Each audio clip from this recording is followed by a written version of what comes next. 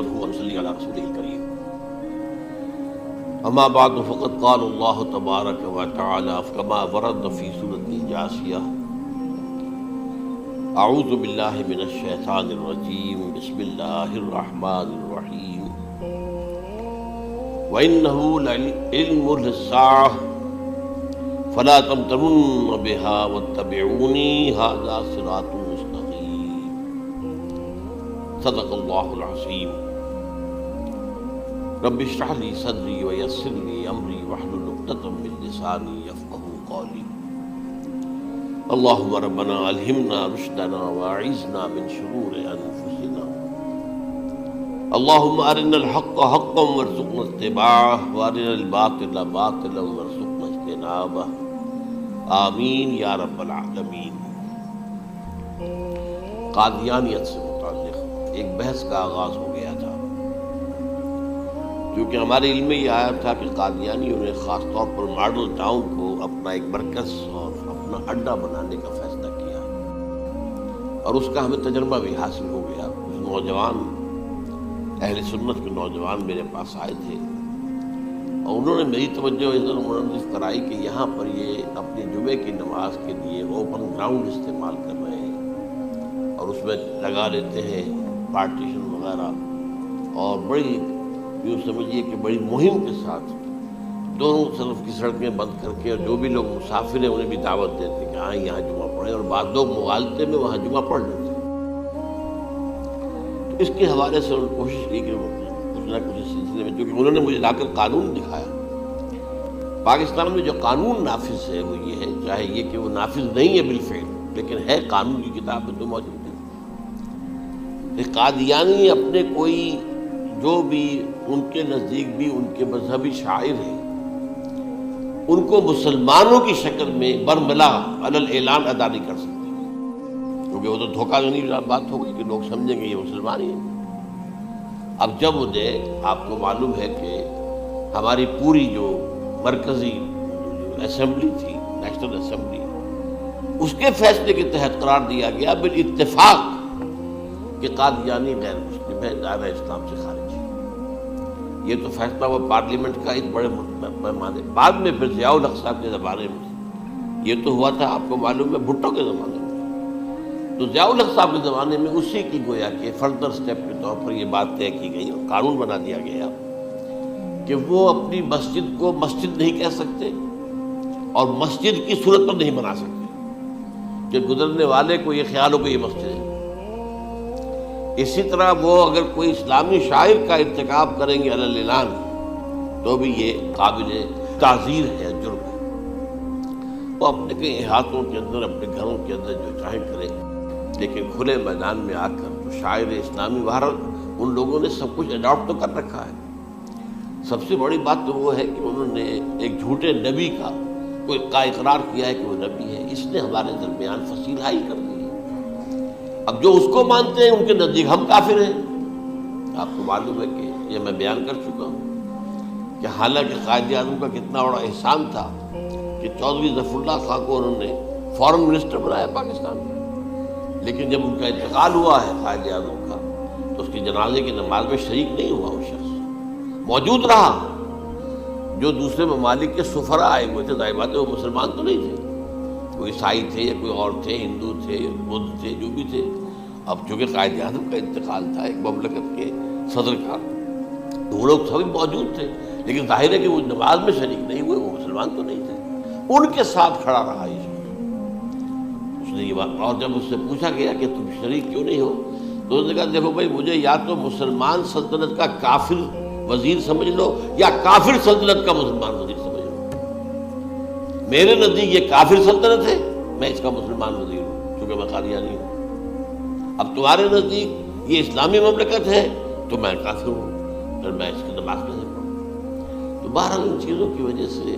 جو دھوکہ دینے والا معاملہ ہو گیا. ورنہ کوئی اور لوگ ہوں یہاں پہ، ہمیں ان سے تعارض نہیں ہے. عیسائی بھی ہیں، اپنی تبلیغ کرتے ہیں،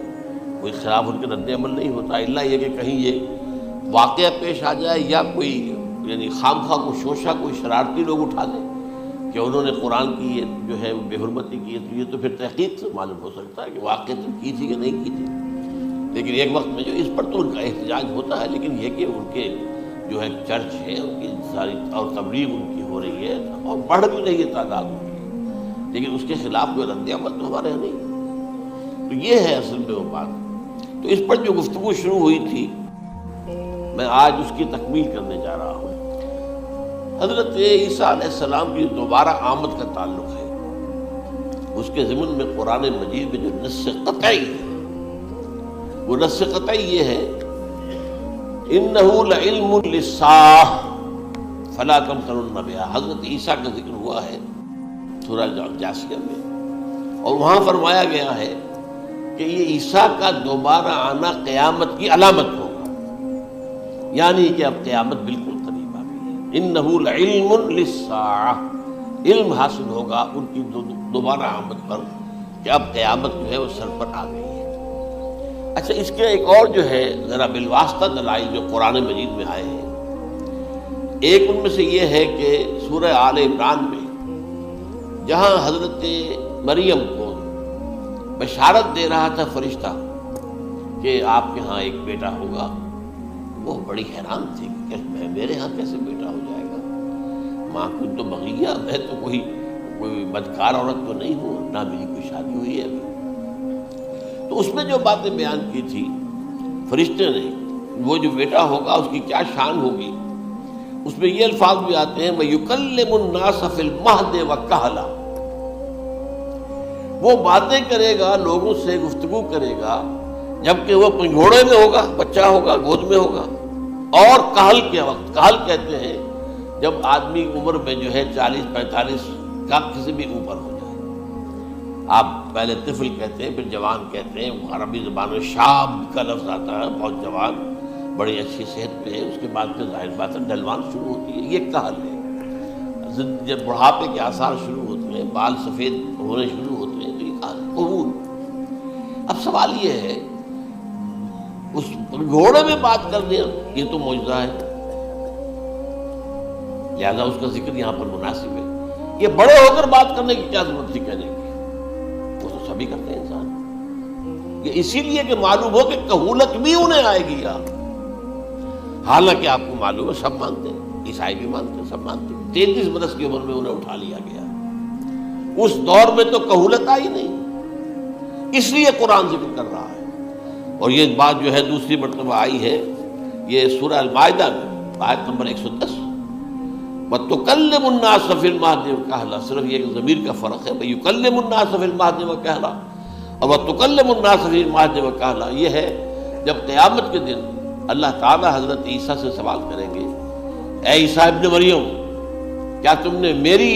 اجازت سے اور میری تائید سے یہ معجزے نہیں دکھائے، یہ معجزے نہیں دکھائے، میں نے تم پر یہ فضل نہیں کیا؟ اور یہ گویا کہ بالواسطہ عیسیٰ کے ماننے والوں سے خطاب ہے کہ اللہ تعالیٰ کے کتنے بڑے بڑے احسان ہوئے، اور اسی میں تم بات کرتے تھے لوگوں سے پنگھوڑے کے اندر بھی اور کہولت کی عمر میں بھی، تو یہ کہولت کی عمر کب آئی؟ حضرت عیسیٰ علیہ السلام، تو اس کے بغیر تو ممکن ہی نہیں ہے کہ وہ دوبارہ دنیا میں آئیں، پھر ان کے اوپر وہ عمر آئے اور اس عمر کے اندر بھی وہ بات کریں گے۔ تو یہ میرے نزدیک قرآن مجید کے اندر دلائل ہے اس چیز کے کہ حضرت عیسیٰ علیہ السلام کی دوبارہ جو ہے آمد ہوگی۔ اب اس ضمن میں چاہتا ہوں کہ آج خاص طور پر جو الساعہ کی اور جو علامتیں قرآن میں آئی ہیں، یہ ضمنی مضمون ہو جائے گا، لیکن بہرحال یہ بھی ایک معلوماتی مضمون ہے کہ ایک تو یہ قیامت کی بڑی نشانیوں میں سے حضرت عیسیٰ کا دوبارہ آنا، اور کیا کیا جو ہے واقع بیان ہوئی ہیں وہ ذرا غور سے سن لیجیے۔ پہلی بات میں نے ہلکا سا حوالہ دیا تھا، ہم تو ایک لفظ قیامت بولتے ہیں، وہ قیامت جو ہے اتنا ہمارے نزدیک جامع لفظ ہے کہ جس میں وہ بھی جو زلزلۃ الساعہ آئے گا وہ بھی ہے، پھر جو نفخ روح، نفخ ساق ہوگا وہ بھی ہے، لیکن قرآن مجید سے معلوم ہوتا ہے کہ یہ الساعہ ہے، وہ گھڑی جس دن کے یہاں قیامت برپا ہوگی، زلزلہ آئے گا، شدید ترین حالات آئیں گے، فوری طور پر تمام انسان بن نہیں جائیں گے۔ جو ہے اس کا نقشہ جو کھینچا گیا ہے، یا ایھا الناس اتقوا ربکم،